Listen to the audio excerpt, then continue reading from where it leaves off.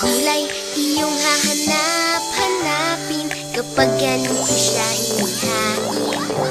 Ginisang gulay, ginawang miti ni nanay, kaya paboritong gulay. Makulay, ang buhay. Makulay ang buhay sa miti, ginisang gulay. Sa langhap pa lang nalalasak na, sa lasa panalong panalo ka. Ang palaya, sitaw, sayote, kalabasa, sasaya pag may normiti pang isa. Makulay, ang buhay. Makulay ang buhay sa miti, ginisang gulay.